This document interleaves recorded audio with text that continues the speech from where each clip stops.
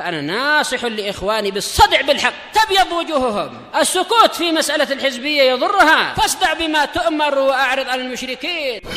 سلامي على دماج ورجالها والشيخ يحيى ودار العلم يا سعد بانيها.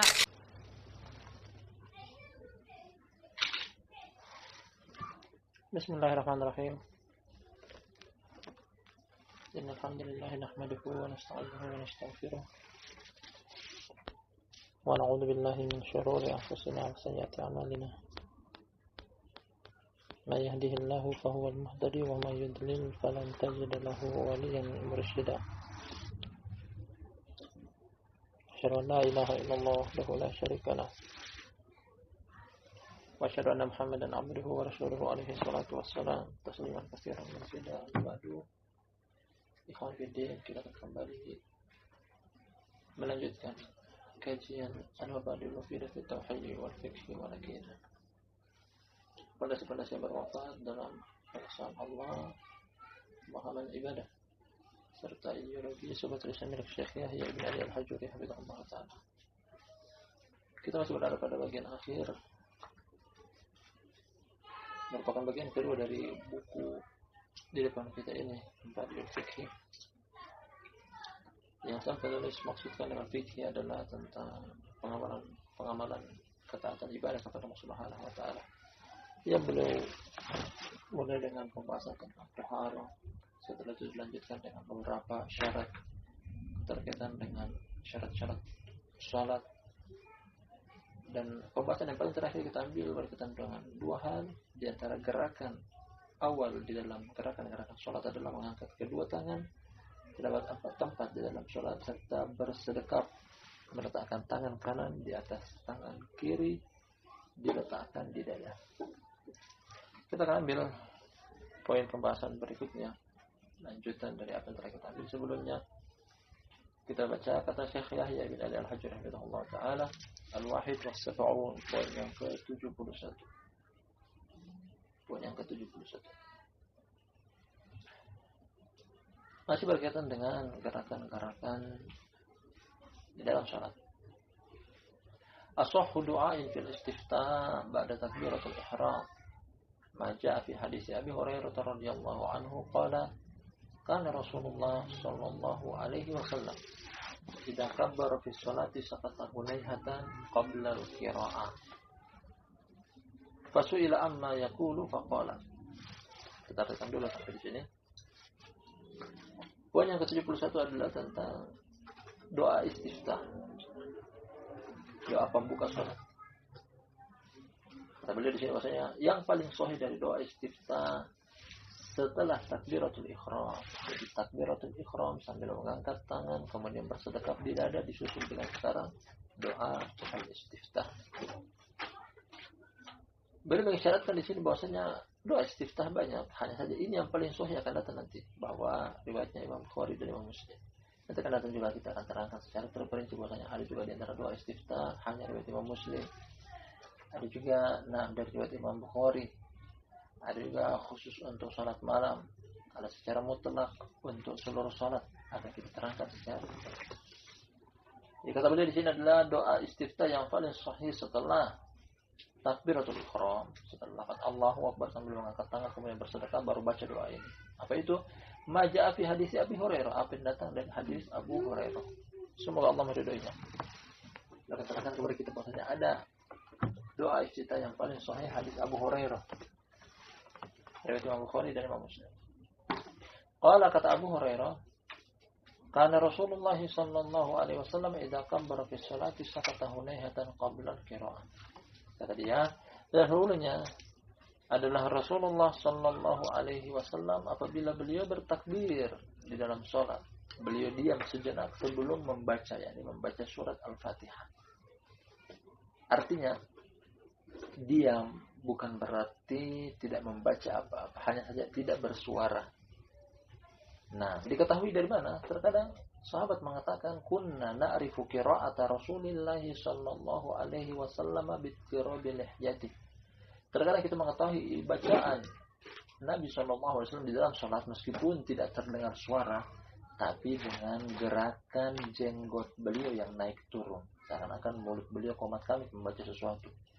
Terlihat bacaan tapi tidak terdengar, artinya bacaannya secara lirih.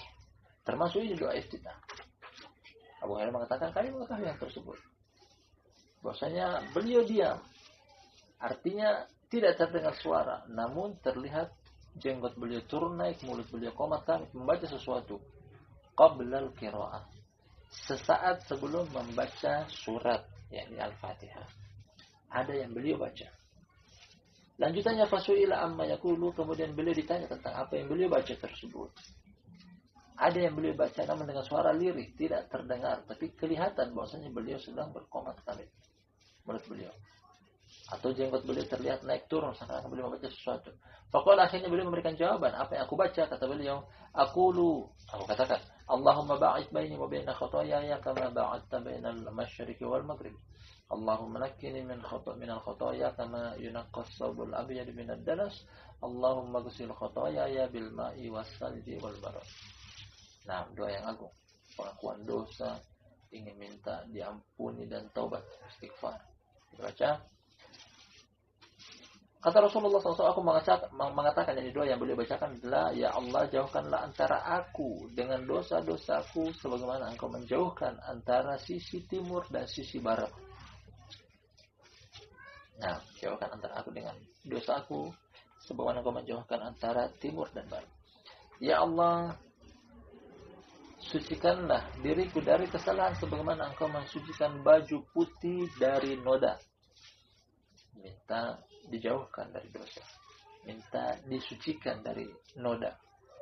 Kemudian Allahumma ghsil khotoyaya bil ma'i was salji wal barad. Ya Allah, bersihkanlah kesalahan-kesalahanku dengan air, dengan salju dan dengan es. Nah, titik sampai di sini hadisnya. Sekaligus doa yang menerangkan tentang doa istiftah Nabi sallallahu alaihi wasallam. Dan beliau mengisyaratkan bahwasanya ini di antara doa istiftah yang paling sahih. Artinya di sana ada doa-doa istiftah yang lainnya dan hukumnya boleh.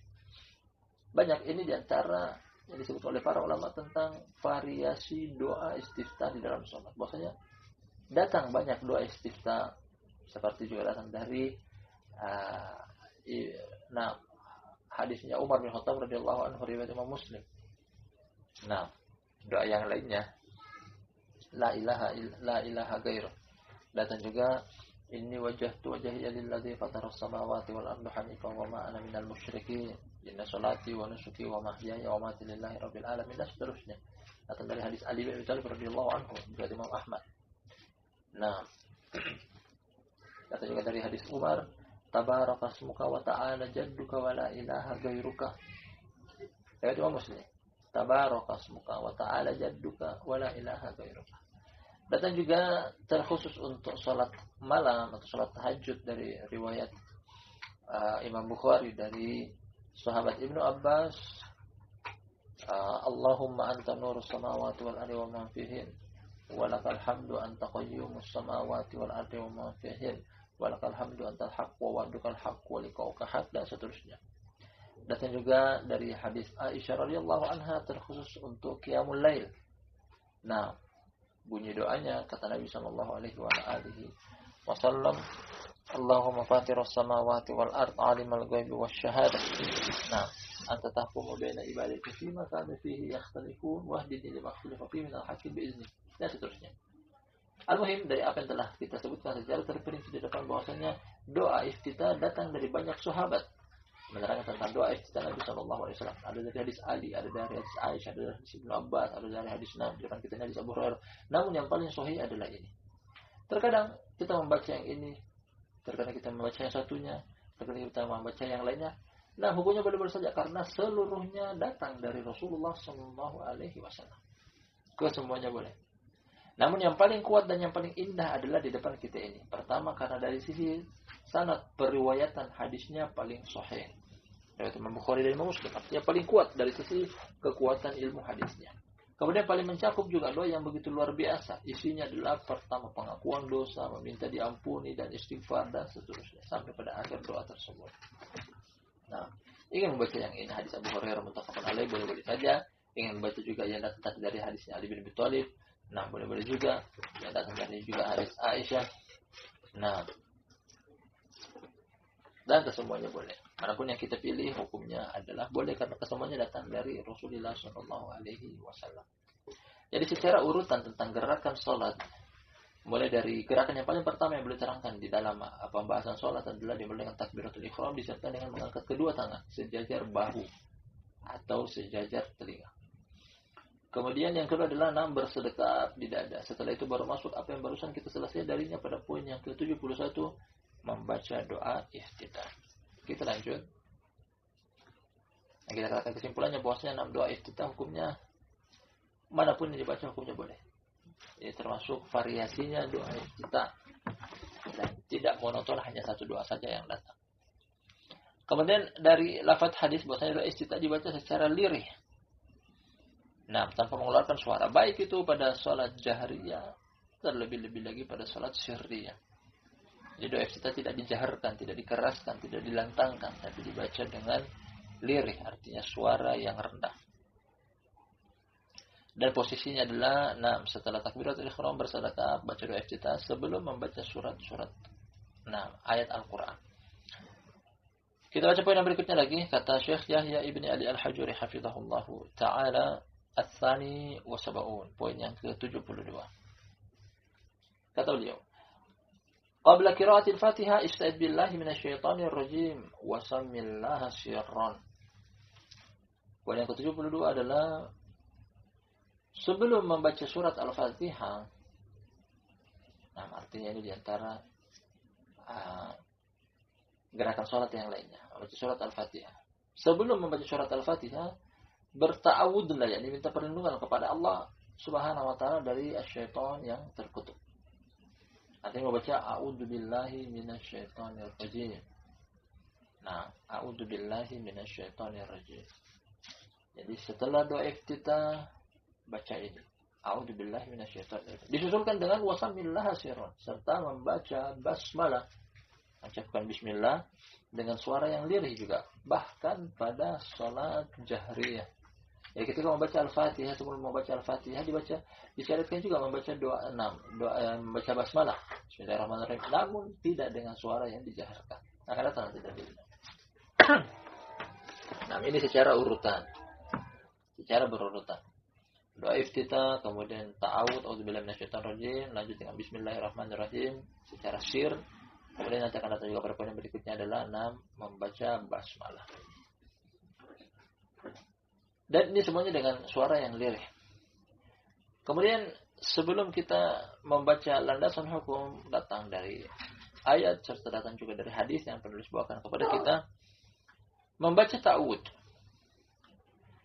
Diperselisihkan oleh para ulama apakah ini ta'awud untuk Al-Quran yang dibaca di dalam sholat atau ta'awud ini untuk sholat itu sendiri.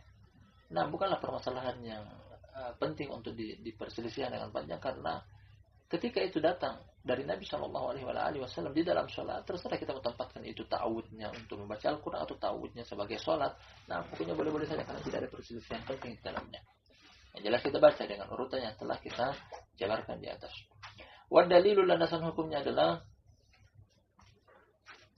Faiza Qur'an, ayat dari surat An-Nahl. Faiza qara'tal Qur'ana fasta'id billahi minasyaitonir rajim. Apabila engkau membaca Al-Qur'an, maka berta'awudlah, minta perlindunganlah dari Allah, kepada Allah dari syaitan yang terkutuk. Dalil bahwa membaca ta'awud sebelum membaca Al-Qur'an. Setelah beliau bawakan dari ayat dengan gamblang dan jelas, kita pindah ke hadis. Wa Anas bin Malik radhiyallahu anhu anna Nabiy sallallahu alaihi wa Abu Bakr wa Umar radhiyallahu anhu kanu yaftatihuna as-salata bi alhamdulillahi rabbil alamin, muttafaqun alaih. Kita artikan dulu ini. Landasan hukum dari hadis kali ini adalah dari hadis Anas bin Malik, semoga Allah meridhoinya, bahwa Nabi sallallahu alaihi wa ala alihi wasallam, demikian juga Abu Bakar, demikian juga Umar, semoga Allah meridhoi mereka, dahulunya mereka memulai sholat mereka langsung dengan alhamdulillahi rabbil alamin. Dan riwayat setelahnya, wa fi lafdin, hadisnya di riwayat Imam Bukhari dan Muslim, namun datang dalam sebagian riwayat, fakanu la yajharuna bi bismillahirrahmanirrahim, dan dahulunya mereka tidak menjaharkan lafaz basmalah. Nanti ketika ingin sholat, baik itu berupa imam, makmum, dan munfarid, baik itu berupa makmum, imam yang memimpin sholat, makmum yang dipimpin sholatnya, atau yang sholat dalam keadaan sendiri, keseluruhannya basmalah sebagaimana yang datang dari Nabi Shallallahu Alaihi Wasallam, datang juga dari Abu Bakar, datang juga dari Umar, bahwasanya mereka tidak menjaharkan basmalah. Mereka langsung memulai dengan Alhamdulillahirabbil alamin. Maksud dari ucapan Anas bahwasanya memulai dengan Alhamdulillahirabbil alamin, maksudnya bahwasanya basmalah bukan tidak dibaca, namun dengan suara yang lirih, dengan suara yang pelan, tidak dijaharkan, tidak dikeraskan. Nah, sampai di sini bahwa urutan setelah takbiratul ihram, mengangkat kedua tangan sejajar bahu atau telinga, kemudian bersedekap di dada, kemudian baca doa iftitah, terserah pilih doa yang mana saja, lanjut dengan ta'awudz a'udzubillahi minasyaitonir rajim, kemudian bismillahirrahmanirrahim, baru lanjut ke dan semuanya ini lirih, suara lirih, mulai dari iftitah, kemudian ta'awudz, kemudian basmalah juga keseluruhannya dengan metode pembacaan yang lirih, suara yang tidak dijaharkan. Dan kekuatan hadis ini yang ada di depan kita tadi telah kita baca sekaligus artikan, kuat sekali karena pertama ini adalah perbuatan Nabi, disusul dengan perbuatan salaf yang lainnya seperti Abu Bakar dan Umar. Artinya kalau menyelisih ini adalah kalau mau menjaharkan suara, kata kita sebagian kaum muslimin dari kalangan awamul muslimin ketika sholat, apalagi pada sholat jahriyah, mereka mengeraskan bacaan basmalah mereka. Perhatikan hadisnya di Sahih Bukhari dan Sahih Muslim. Tambahan riwayat lainnya dari Imam Ahmad dan Nasai dengan sanad yang sahih. Mereka kepada kita bahwasanya ini adalah sunnahnya Rasulullah Sallallahu Alaihi Wasallam dan dilanjutkan, dipraktekkan oleh Abu Bakar dan Umar. Artinya yang menyelisihi ini adalah menyelisihi sunnah. Yang menyelisihi ini adalah dia menyelisihi perbuatan salaf yang paling mulia termasuk Abu Bakar dan Umar. Akhrajahu Ahmad wa Nasai bi sanadin sahih. Hadis di atas diriwayatkan Imam Ahmad dan Nasai dengan sanad yang sahih. Hadisnya Anas. Jadi membaca ta'awudz disyariatkan dalam salat. Apalagi basmalah. Disyariatkan hanya saja dengan lafaz yang dilirihkan, tidak dijaharkan. Kita lanjut pada poin yang berikutnya juga karena memiliki keterkaitan berkaitan dengan bacaan-bacaan. Kemudian di akhir pembahasan 73 nantinya kita akan simpulkan bahwasanya apa hukum masing-masing dari apa yang barusan kita sebutkan ini. Kata sang penulis Ats-Tsalits was-Sab'un, poin yang ke-73. Ba'dal isti'adati wal basmalati iqra'il Fatihata. Setelah engkau berta'awudz, a'udzubillahi minasyaitonir rajim. Setelah engkau membaca basmalah, bismillahirrahmanirrahim, baca juga setelah itu Al-Fatihah. Baru masuk pada Al-Fatihah. Setelah itu baca Al-Fatihah. Setelah jadi urutannya dalam bacaan pertama doa iftitah, doa istiftah. Setelah itu ta'awudz, a'udzubillahi minasyaitonir rajim. Setelah itu lagi disusul dengan bismillahirrahmanirrahim. Baru kemudian berpindah pada pembacaan ayat Al-Qur'an dari surat Al-Fatihah. Yang terdapat 7 ayat dimulai dengan bismillahirrahmanirrahim, alhamdulillahirabbil alamin dan seterusnya. Wa dalilu hadis Ubadah bin Samit radhiyallahu anhu anna Rasulullah Nabiy sallallahu alaihi wasallam qala. Kita baca dulu. Landasan hukumnya adalah sebuah hadis dari Ubadah bin Samit, seorang sahabat yang mulia. Semoga Allah meridainya bahwa Nabi sallallahu alaihi wasallam beliau pernah berkata, la sholata liman lam yaqra bi Fatihatil Kitab. Hadisnya riwayat Imam Bukhari dan Muslim. Adapun artinya adalah kata Nabi sallallahu alaihi wasallam dari hadis Ubadah bin Samit, tidak dianggap salat, artinya tidak sah salatnya bagi seseorang yang tidak membaca Fatihatul Kitab, tidak membaca Al-Fatihah. Seorang yang sengaja meninggalkan pembacaan Al-Fatihah dalam sholatnya tidak sah. Karena di antara 4 hal ini, mulai dari doa istiftah, ta'awudz, basmalah, kemudian Al-Fatihah. Al-Fatihah adalah rukun. Salah satu rukun di antara rukun-rukun gerakan sholat. Jadi kalau meninggalkan rukun secara sengaja, konsekuensinya adalah batil. Sholatnya batil, tidak sah. Kalau meninggalkan tidak sengaja, artinya dalam kelupaan, dia harus membayar 1 rakaat sempurna. Inilah konsekuensi dari meninggalkan Al-Fatihah atau meninggalkan rukun-rukun sholat termasuk di dalamnya adalah Fatihah. Apabila meninggalkannya dengan sengaja, bicara Fatihah, sholatnya batil. Atau ketika meninggalkan tidak sengaja, artinya dalam keadaan lupa, dalam dua keadaan di sini. Nah, dia harus menggantikan 1 rakaat sempurna. Kalau iftitah atau doa istiftah hukumnya adalah sunnah. Hukumnya adalah sunnah. Artinya kita katakan sunnah, kita berikan contoh konkret. Misalnya seseorang dia masuk ke dalam sholat jamaah dalam keadaan masbuk.